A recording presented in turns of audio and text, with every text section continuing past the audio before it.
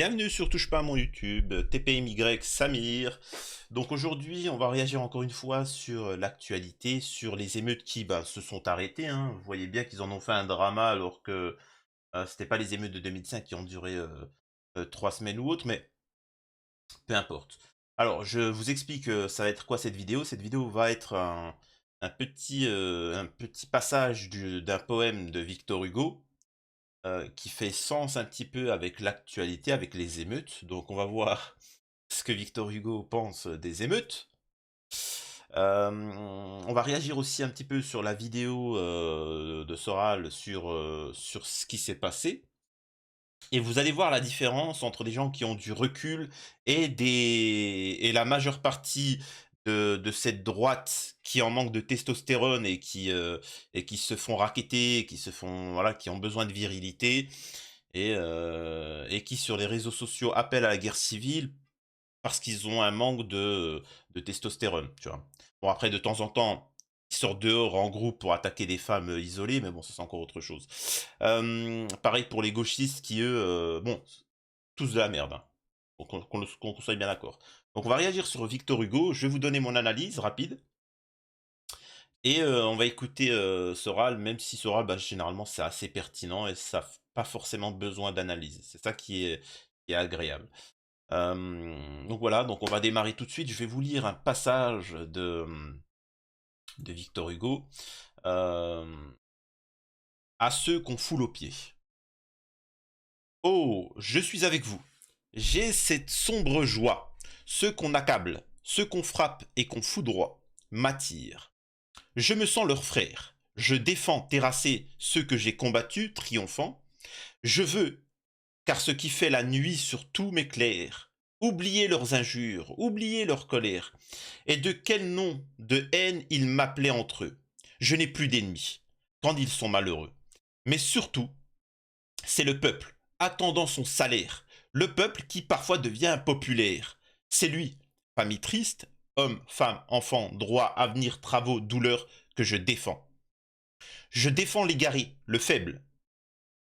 Et cette foule qui, n'ayant jamais eu point d'appui, s'écroule et tombe folle au fond des noirs événements. Étant les ignorants, ils sont les incléments. Hélas, combien de temps faudra-t-il vous redire, à vous tous, que c'était à vous de les conduire, qu'il fallait leur donner leur part de la cité, que votre aveuglement produit leur cécité. D'une tutelle avare, on recueille les suites. Et le mal qu'ils vous font, c'est vous qui leur fîtes. Vous ne les avez pas guidés, pris par la main, et renseignés sur l'ombre et sur le vrai chemin. Vous les avez laissés en proie au labyrinthe. Ils sont votre épouvante et vous êtes leur crainte. C'est qu'ils n'ont pas senti votre fraternité. Ils errent, l'instinct bon se nourrit de clarté. Ils n'ont rien dont leur âme obscure se repaisse. Ils cherchent des lueurs dans la nuit plus épaisses et plus mornes là-haut que les branches des bois. Pas un phare, à tâtons, en détresse, aux abois. Comment peut-il penser celui qui ne peut vivre? En tournant dans un cercle horrible, on devient ivre, la misère âpre roue, étourdit ixion. Et c'est pourquoi j'ai pris la résolution de demander par tous le pain et la lumière. C'est bientôt fini. Enfin, c'est plus long, mais le passage qui m'intéresse. Ce n'est pas le canon du noir Vendémiaire, ni les boulets de juin, ni les bombes de mai qui font la haine éteinte et l'ulcère fermé. Moi, pour aider le peuple à résoudre un problème, je me penche vers lui. Commencement, je l'aime.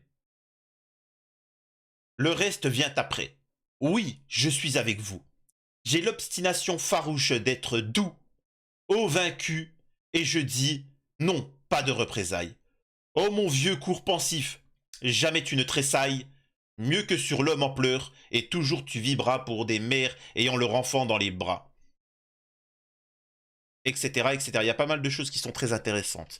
Mais là, euh, donc voilà, donc déjà, il est en train d'expliquer que que la misère sociale du peuple, hein. Alors là, on prend les émeutes, mais on peut prendre tout le peuple, hein, surtout le peuple.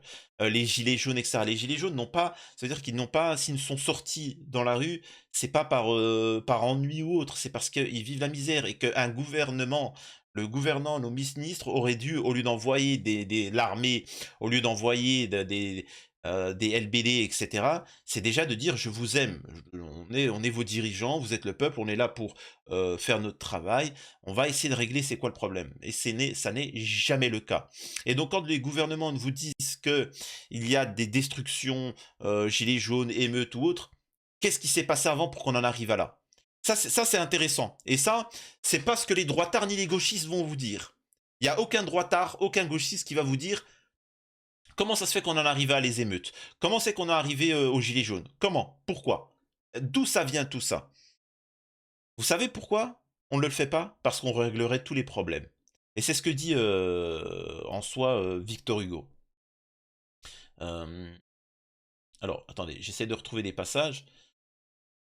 Euh, Combien de temps faudra-t-il vous redire à vous tous que c'est à vous de les conduire, qu'il fallait leur donner leur part de la cité, que votre aveuglement produit leur cécité?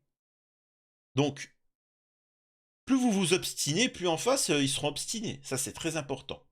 Euh, D'une tutelle avare, on recueille les suites. Quand on a un gouvernement qui font les crevards alors que c'est notre argent, bah forcément, on lui rend l'appareil. Il parle là, par exemple, techniquement, on peut comparer ça à la population issue de l'immigration. Je vais donner un point, vous inquiétez pas, les mecs d'extrême droite, basiques zémouriens, vous ne me tomberez pas dessus en me faisant passer pour un gauchiste. Vous inquiétez pas, j'y viens. Il dit une chose qui est très intéressante. À vous tous que c'était à vous de les conduire, qu'il fallait leur donner leur part de la cité. Sauf que là, actuellement, les populations issues de l'immigration n'ont pas eu leur part de la cité. Ils n'ont pas eu du gâteau. Voilà. Je m'en parenthèse, alors, ne vous réjouissez pas les mélanchonistes. Pourquoi je dis ça? Par exemple, on a d'autres modèles comme aux États-Unis, en Angleterre, en Suisse, etc., où on donne quand même aux populations immigrées leur part du gâteau. Tu vois. Ils peuvent venir s'installer, poser, on leur donne la possibilité de progresser, etc. Vous allez me dire en France aussi, non. En France, c'est plus compliqué. Et ça, c'est pas à cause des mecs d'extrême droite. Justement, c'est à cause des gauchistes qui ont fait venir une population immigrée tellement immense. C'est-à-dire qu'il n'y avait pas de souci. Il faut pas comparer les il faut comparer les immigrations justement. Ce n'est pas pareil l'immigration de nos, par exemple de mon père, des parents de notre génération qui, on les a fait venir, tu vois. Il y avait le plein emploi en France. En France, il y avait le plein emploi. Il y avait du racisme qu'il fallait combattre, ça, c'est normal. Mais il y avait du plein emploi, il y avait une France à reconstruire, il y avait du travail, etc. Donc on a fait venir ces gens-là, il n'y a pas de souci. On a fait le regroupement familial, ça passe. Mais après, il n'y avait plus besoin d'immigration. Stop, fallait fermer. Et pourtant, on a continué à faire venir, on a continué. Donc forcément, au bout d'un moment, ça devenait trop. Ça devenait trop pour pouvoir leur donner leur part de la cité. C'est-à-dire que si on serait resté arrêté là, on aurait pu petit à petit se développer. Et là, en fait, c'est l'anarchie. Donc, l'immigration massive pose problème. Donc, désolé les gauchistes, hein, donc voilà. Mais personne n'est tout blanc, personne n'est tout noir. Donc c'est ça qu'il faut comprendre.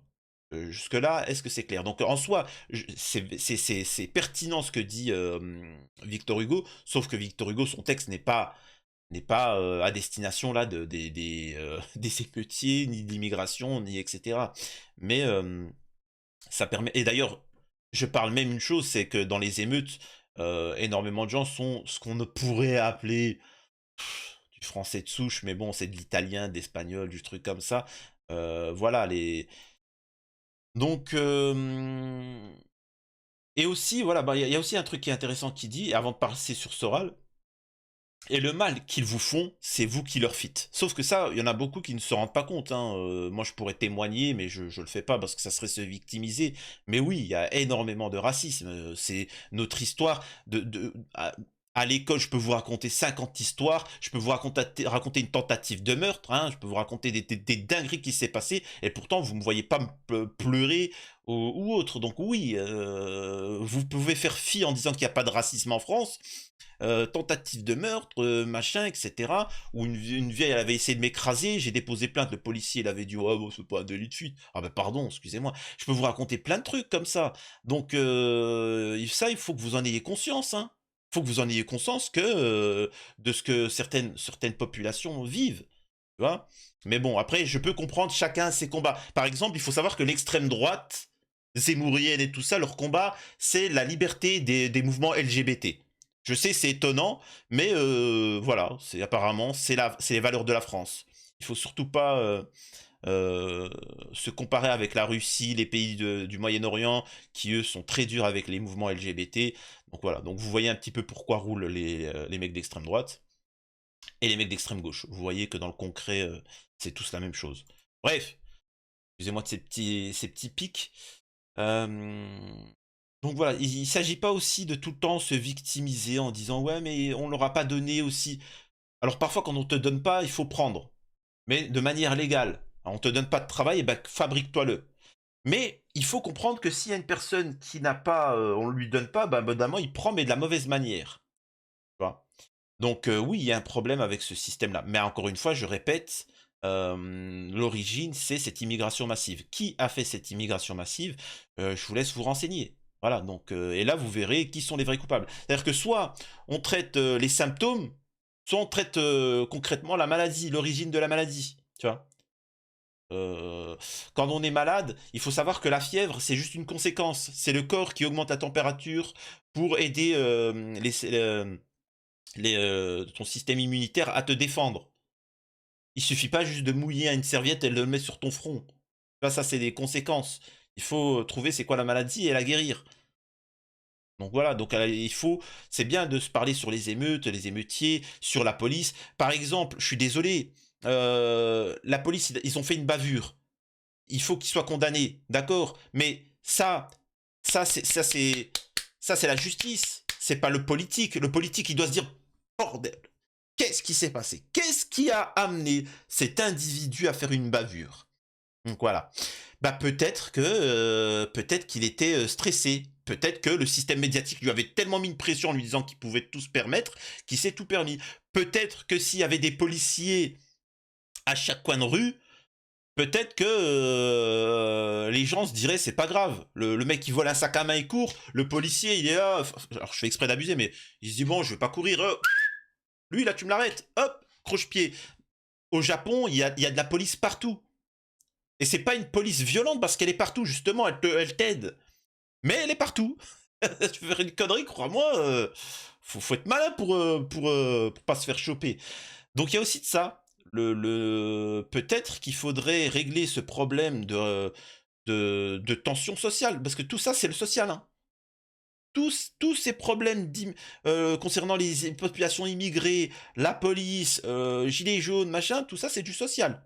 Et on fera tout pour vous détourner l'attention. On vous fera tout. Et vos hommes politiques, Zemmour, Mélenchon et tout ça, c'est du théâtre. C'est pour vous faire éloigner. Enfin bref. Bref. Là, je vais vous mettre des propos de Soral qui sont intéressants. On ne peut pas tout mettre. Bon, déjà, cette affaire est une triste affaire, mais c'est un fait divers, et je lui dis qu'il est structurellement inéluctable. C'est-à-dire que c'est même étonnant qu'il n'y ait pas plus de ce genre de bavure, compte tenu du climat délétère qui s'appelle le climat des quartiers, qui sont devenus des zones de non-droit depuis des décennies, où les jeunes, eux-mêmes souvent issus de familles monoparentales, c'est-à-dire sans père, donc qui n'ont pas pu intégrer la loi par les structures traditionnelles, sont livrés à eux-mêmes dans un État français dans lequel ils ne se reconnaissent pas pour des tas de raisons. et se sachant dans l'impunité totale et étant à l'âge qui s'appelle l'adolescence où on a de l'énergie à dépenser, et ben, ça donne à des tas de pratiques qui contreviennent à la loi et notamment les rodéos, conduire sans permis. Et là, on est face à un gamin de 17 ans qui est déjà non pas multirécidiviste parce qu'en fait, Alors, on s'en fout, il c'est faut avoir une technique. technique, il naît plusieurs fois en brûlant des feux, oui, donc c'est beaucoup, et avait déjà été interpellé, je crois, pour les mêmes raisons.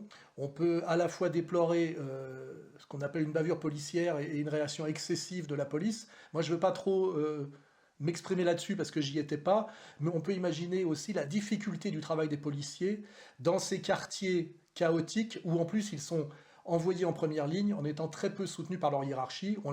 Alors, je résume. Je résume ce qu'il vient de dire. Ce qu'il vient de dire, c'est un discours de politique. Là, c'est un politicien. Là, c'est un homme qui, a la responsabilité de la France. Là, comment il s'exprime. C'est-à-dire qu'il englobe dans sa famille Naël, le policier, la police, tout le monde. Et il dit, bon, lui, c'était un délinquant de base, mais ce qui s'est passé ne justifiait pas la bavure. Maintenant, pourquoi cet homme-là s'est retrouvé à 17 ans à conduire sans permis, machin. Lui, le policier, il a fait une bavure, mais vu les situations, en fait, il essaie de prendre du recul. Il essaie de prendre du recul, de ne pas accabler les choses, de ne pas aggraver les choses et de trouver c'est quoi les conséquences. Comment faire pour qu'il n'y ait plus un seul jeune qui fasse une casse. Comment faire pour qu'il n'y ait plus un policier qui fasse une bavure. C'est quoi? Comment on fait? Personne ne nous a posé la question. Bah, ce rôle-là, de cette manière, il explique un peu le pourquoi. Moi, je vous pose la question, est-ce que dans les médias, ils vous ont dit, il y a quelqu'un qui a dit, comment faire pour qu'il n'y ait plus une seule voiture brûlée, il n'y ait plus un seul délinquant? Comment faire pour qu'il n'y ait plus une seule bavure? Monsieur le gendarme, comment faire pour qu'il n'y ait plus une seule bavure que... Bah, il va vous dire, écoutez, déjà, premièrement, tu m'augmentes mon salaire, connard, et tu me donnes plus de moyens. On veut x2. On veut du personnel x2. Alors, on veut 2 fois plus de personnel. Vous nous enlevez cette paperasse là, on est encore sur Windows 98. On veut arrêter cette paperasse pour qu'on soit beaucoup plus sur le terrain. Et sur le terrain, pas pour faire chier les gens. Et vous nous enlevez les quotas sur les amendes. On passe la moitié de notre temps à mettre des amendes. Et puis au bout d'un moment, à la fin de la journée, si t'as pas tes amendes, tu te fais gueuler dessus. Donc bah tu penses qu'à ça, tu penses qu'à mettre des amendes. Bah peut-être qu'il faudrait enlever ça aussi. Et après, vous verrez des gendarmes, des policiers se promener. Comme des cow-boys, certes, mais ils se promènent. Tu vois, dans les rues. C'est comme des guides touristiques aussi, tu vois. On pourrait les appeler des guides touristiques. Ah, monsieur, excusez-moi, j'ai un problème. Tout ça, machin. Ok, je te conseille. Oh, il y a quelqu'un qui m'a frappé. Ok, ils interviennent. Mais ils sont partout dans le terrain. Là, non. Ils sont en infériorité numérique. Les mecs, ils sont 20 pour s'occuper de 10 000 personnes. Attends, tu veux qu'ils fassent quoi? Forcément, les mecs, ils sont aussi en panique. Donc ça, là, tu règles le problème. Pas besoin d'être en bavure, de faire des bavures, de faire usage de la force extrême, vu que ils en ont pas besoin. C'est... Enfin bref. Pareil pour les populations gilets jaunes. Je fais exprès de prendre les gilets jaunes pour pas dire les banlieusards, parce qu'il y en a qui vont me dire ah mais vous êtes racistes de base. Pourquoi vous sortez? Pourquoi vous plaignez? Pourquoi vous cassez? Pourquoi vous sortez? Pourquoi vous manifestez? Ah, il y a ça qui va pas? Mais vous voulez quoi? Vous voulez gagner 10 000 euros par mois en ne travaillant pas? C'est ça que vous voulez? Ah, non. Que demandent les gilets jaunes, le peuple? Ils demandent à travailler et d'avoir un salaire correct qui leur permet de vivre et de s'occuper de leur famille et d'être heureux. Ah, d'accord, ils demandent ça, c'est tout. Ça peut partout dans le monde. Ouais, mais pas en France. C'est partout, mais pas en France. Et je vous le rappelle encore une fois, parce que t'as toujours des feignasses qui ont jamais connu le travail, qui savent pas ce que c'est d'être indépendant. Je vous le rappelle, quand mon employé, parce que j'ai été chef d'entreprise, quand un employé, vous là, si vous êtes payé 2000 euros, si en net, vous avez 2000 euros de net, en brut, vous avez 3000. C'est-à-dire qu'on vous a pris au total 1000 euros. Avec la taxe, les impôts, l'imposition, etc. Machin. On vous a pris 1000 balles au total. Ok? Il y a le brut plus les impôts. Mais au-delà de ça, tu crois que le chef d'entreprise, il n'a pas payé pour toi? Il a rajouté 2000 balles. Ce qui veut dire qu'au total, le chef d'entreprise, il a donné 5000 euros pour toi et que l'État a pris 3000 euros, il te reste 2000 euros. Donc on est d'accord que pour la santé, il n'y a plus rien en France. Il n'y a plus rien au niveau de la santé. On est d'accord qu'il n'y a plus de police. Est-ce qu'on est d'accord ou il n'y en a pas? S'il y a des policiers qui peuvent témoigner, vous êtes en surnombre? Vous avez tellement de moyens ou vous êtes en galère? Les hôpitaux, ils sont en galère ou pas? Donc tout le monde est en galère, mais on continue à... Ah non, non, non. Bah moi, je propose un truc. Je suis pour qu'on enlève tout ça, mais par contre qu'on donne 5 000 € français au lieu des 2 000 €. Vous inquiétez pas, ils vont penser à leur retraite. Les retraites, on en a plus, ça sert à quoi qu'on cotise? Le chômage, on l'a plus. À quoi ça sert qu'on cotise? T'as tous les chômeurs qui disent ouais mais c'est les profiteurs le chômage. Parce que ça c'est des profiteurs qui n'ont jamais travaillé. Le chômage on a cotisé petit con. Ok? On a cotisé. C'est notre droit, on a cotisé. Tu vois? Donc c'est normal. Donc soit on nous taxe, soit on... Et qu'on a tous les, entre guillemets, les privilèges, soit on nous rend notre argent. Bref. On va continuer avec Soral, excusez-moi de cette longue parenthèse. On l'a vu là, avec des gens qui se sont permis des déclarations, notamment le président de la République, ce qui est totalement contraire au principe. Normalement, c'est à la hiérarchie légitime de prendre cette affaire en charge. Et on voit bien là qu'on est aussi dans un état qui n'est plus du tout un état de droit, mais un état de communication tous azimuts permanent sur le très court terme et dans des buts systématiquement de démagogie.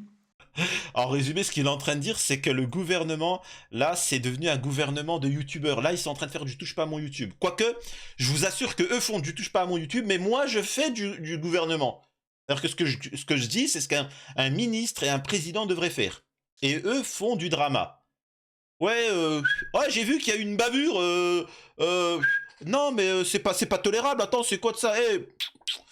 Non, mais attends, c'est pas ça le rôle. C'est pas ça le rôle. C'est à la justice, la hiérarchie, de dire voilà, là il y a eu une bavure ou pas, mais c'est pas le rôle du président. Le rôle du président, c'est de régler les problèmes. C'est de dire, ah, il y a eu une bavure, pourquoi il y a eu une bavure? Attends, comment on fait pour régler ces problèmes-là? C'est pas le rôle de tweeter pour avoir plus de followers. Bordel, mais sérieusement, vous vous rendez pas compte? Il y a qu'en France où que ça existe. Votre président, vos ministres, la seule chose qui leur intéresse, c'est d'avoir des followers. Putain, dès qu'il y a un drama, ouais, c'est pas bien ou c'est bien. Attends, là, les gens, ils sont pour les émeutiers. Ouais, c'est pas bien. Ouais, représente. C'est quoi? C'est quoi vos ministres? Puis vous, comme des cons, ouais, t'as vu, mon ministre, il a dit que c'était bien. Mélenchon, il a dit qu'il était avec les émeutiers. Je suis avec les émeutiers. Ouais, je m'abonne. Ouais, pouce bleu. Ouais, moi, je suis pour Zemmour parce que je trouve que le policier, il a bien fait. Abonne-toi, pouce bleu pour Zemmour. Ouais, moi, j'ai plus de followers. Bande de cons. Vous êtes tous des cons. C'est incroyable. C'est des déglingués complets. C'est pas le rôle. Il y a suffisamment de streamers, de youtubeurs pour faire ça. C'est incroyable. Putain. Bon, excusez-moi, là, je vais laisser le Mister Soral s'exprimer. Fait que d'un côté, on a un policier qui est lâché par une partie de sa hiérarchie et par le président de la République lui-même. Et de l'autre côté, on a vu évidemment se mettre en place une affaire Floyd à l'américaine. Les t-shirts étaient pratiquement déjà imprimés, hein, c'est quand même incroyable. Et en fait, tout ça concourt au chaos, effectivement, à une guerre civile. Mais je l'ai déjà fait remarquer dans le texte, une guerre civile qui n'est pas une guerre civile de la lutte des classes avec, on va dire, un prolétariat ou au moins une classe des travailleurs contre une bourgeoisie exploiteuse, mais aujourd'hui une guerre civile qui est en fait l'alliance de la racaille d'en haut et de la racaille d'en bas contre le peuple français majoritaire, que je préfère appeler comme ça que peuple de souche, parce que je ne veux pas mettre immédiatement une question raciale. La question d'ailleurs raciale existe, mais elle est une partie des composantes. Je parle du peuple français majoritaire, on pourrait aussi parler du peuple du travail, parce que là on est aussi dans un combat entre des parasites, que ce soit les parasites du haut, de ceux qui aujourd'hui... Là, il dit quelque chose de très intéressant. Là, il te précise bien. Et là, pour ceux qui... Vous savez, tu as des Zemmouriens qui ont... Pareil, la majeure partie des Zemmouriens, il faut savoir... Renseignez-vous. Regardez sur Twitter, discutez. La majeure partie des Zemmouriens, c'est des gens paumés qui n'ont jamais travaillé. Ils savent pas ce que c'est le travail. Je vous assure qu'ils savent pas ce que c'est le travail. Vous lui dites, il va vous dire le chômage. Prenez les aides, le chômage, ça devrait être interdit. Je lui dis, mais pourquoi? Parce que... Oui, mais j'ai cotisé, moi. Il sait pas ce que c'est cotiser. Il sait pas ce que c'est brut, net, il sait pas parce qu'il a jamais travaillé. Et le gauchiste, c'est pareil. Le petit gauchiste, souvent, le gauchiste, alors ce qu'il faut comprendre, c'est que le gauchiste, lui, c'est un autre domaine. Ils sont souvent fils et filles de ministres, de grandes sociétés, tu vois, et ils sont déjà millionnaires à 5 ans. Et après, pour emmerder papa, maman, ouais, fuck, vive la nature, wouh! Alors il sort un djembé, il sort en sarouel, il se met des dreads et il est là, ouais, mes frères, ouais, salut mes frères, salut, au revoir. Et puis t'as des cons qui le suivent. Sauf que bande de cons, c'est qu'après, d'ici 10 ans, tu vas chercher du travail et tu vas le revoir le même en costard cravate. Il va dire, alors mon Mamadou, là, tu fais quoi, Mamadou? Allez hop, ouais, au travail, ferme-la, là, alors que je t'ai au QTF. Eh, mais t'es plus mon frère, t'es plus. Ah, ouais, qu'est-ce que tu racontes, moi, allez, casse-toi, va. Donc, comprenez, arrêtez, regardez qui c'est qui travaille, le peuple qui travaille. Et là, si vous êtes policier, gendarme, vous travaillez en usine, dans les hôpitaux, surtout dans les hôpitaux, bande. Il y a qui autour de vous? T'as du blanc de souche fier et patriote? Ou t'as de la société, t'as du noir, t'as du maghrébin, t'as du tout, tu vois. Honnêtement, soyez honnêtes. Mais c'est du travailleur. Par contre, des parasites d'en bas, il y en a de toute origine. Et ça reste du parasite qu'il faut mater. Et en haut, il y a du parasite, mais je dirais pas plus. Pas envie d'avoir des problèmes. Donc il faut que les 80% de la population qui travaille, qui forme la France, s'unissent. Et qu'on n'écoute pas ces petits parasites qui essaient de nous diviser pour pas qu'on s'unisse, pour péter la gueule aux parasites. Parce qu'on est clair. Dans un combat entre des parasites, que ce soit les parasites du haut, de ceux qui aujourd'hui tiennent l'appareil d'État, et les parasites du bas, car je rappelle quand même que ce jeune garçon est, d'un point de vue du rapport production-consommation, un pur parasite à la charge des travailleurs français. Et là, on va voir l'addition que les Français vont se prendre dans la gueule, au moment où on leur dit qu'on n'a pas les moyens de payer leur retraite, quand on va chiffrer toutes les dévastations qui ont été produites. Car je rappelle, ces jeunes casseurs ne sont pas des acteurs politiques. Ce sont d'ailleurs ce qu'un homme politique de gauche appelait déjà à l'époque des sauvageons, et d'ailleurs il s'était fait réprimander pour ça, et je trouve que le terme aujourd'hui est plutôt faible. Hein. C'est tout ça qu'il faut remettre en place. On est dans une situation de pré-guerre civile, et même pratiquement de guerre civile, avec un crescendo par rapport aux événements de 2005, où on voit qu'il a fallu mobiliser X fois plus de policiers, les dégradations sont X fois plus importantes, on voit bien qu'on est dans une montée aux extrêmes, et aujourd'hui, avec une certitude, on n'est plus à discuter sur assimilation, intégration, valeurs de la République et droits de l'homme abstrait, on est dans une guerre civile communautaire, évidemment, où ce qu'on voit immédiatement quand on compare les gilets jaunes à la manière dont les jeunes délinquants des banlieues sont traités, c'est qu'on a un laxisme énorme envers la délinquance et une Exactement. très grande répression envers le peuple du travail, qui est d'ailleurs le même que le peuple français majoritaire. Hein. Donc la Exactement. question sur laquelle il faut... Et là, c'est aussi une question à se poser. Vous avez vraiment l'impression que Macron, enfin, pourquoi ils ont été violents avec les gilets jaunes et là, dans les émeutes qu'il y a eu, ils ont été assez doux. À votre avis, pourquoi? Posez-vous les bonnes questions. Pourquoi? Parce que t'en avais qui avaient la possibilité de renverser ce système de merde. C'était des travailleurs, c'était des indépendants. Et c'est pour ça qu'ils ont été très sévères, parce qu'ils ont eu peur. Pourquoi ils ont été doux avec les banlieusards? Parce qu'en fait, c'est leurs collègues. C'est une pièce de théâtre. Et c'est pour ça qu'ils ont été doux. Ils vont pas frapper leurs collègues. Ils vont pas faire perdre des yeux ou des mains à leurs collègues. Prenez ça conscience. Par contre, quand vous êtes sorti et que vous demandiez euh, que l'essence, ça soit, enfin, un niveau de, enfin, que le salaire, le travail soit bien rémunéré, là, on vous a pété la gueule sauvagement. Posez-vous encore une fois les bonnes questions. Il faut bien appuyer, c'est qu'en réalité, on a une complicité totale du pouvoir et de ces racailles, qu'on peut appeler racailles ethniques en majorité. Hein.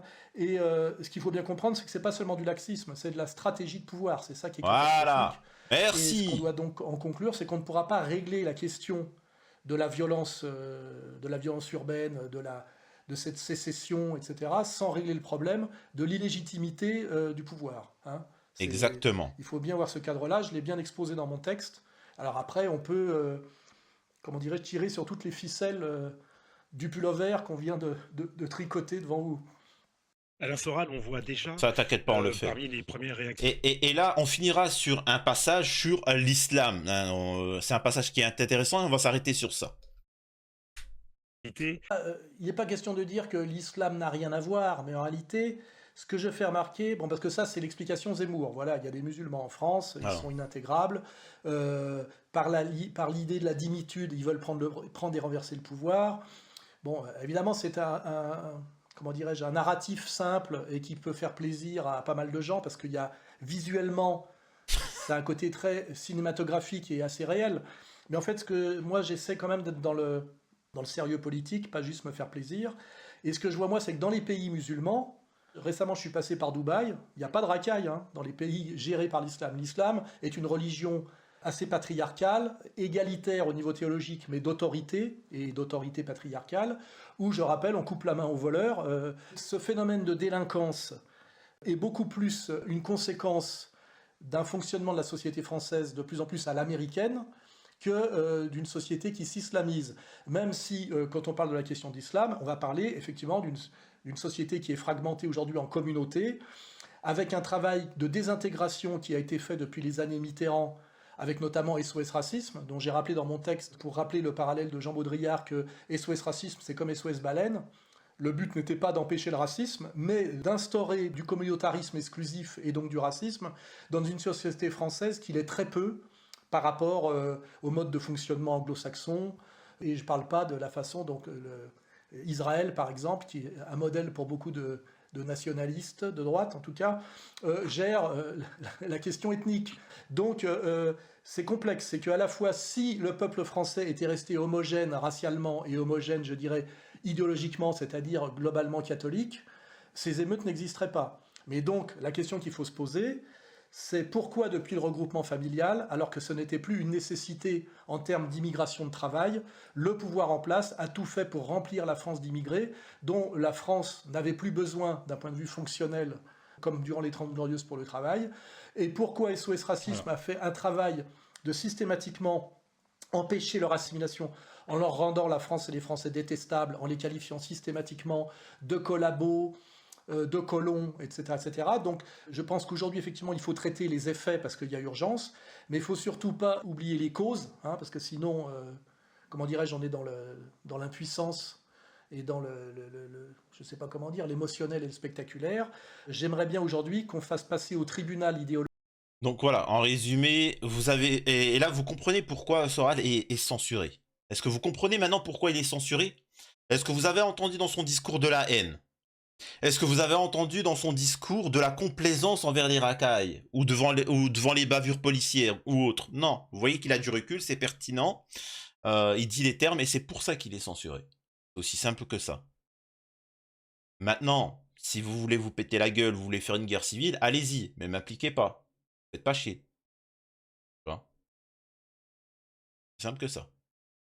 Bref. Alors, je sais même plus si je l'ai dit en début de vidéo, mais si vous êtes resté jusqu'ici, c'est que vous êtes assez fidèle et que vous avez apprécié. Je vous invite à me rejoindre sur mes réseaux sociaux. Ne pas hésiter à me rejoindre sur Twitch. Twitch lundi, mercredi, vendredi en live. Vous pouvez participer avec ce numéro-là. Vous pouvez... Il y a ça, donc n'hésitez pas. Il y a aussi Patreon. Patreon où je diffuse mes vidéos. Et c'est pour éviter la censure. Donc il faut savoir que YouTube, ça ne tiendra pas très longtemps. Donc n'hésitez pas à me rejoindre sur Patreon. Faites ce que vous voulez quand ça va sauter les vidéos. Vous viendrez pas dire il est où, oui bon, ça fait là, je sais pas combien de chaînes qui sautent. Donc rejoignez-moi sur Patreon, tout est en description. Et voilà, et bon courage à vous tous et n'hésitez pas à aller voir Soral parce que la vidéo dure une demi-heure.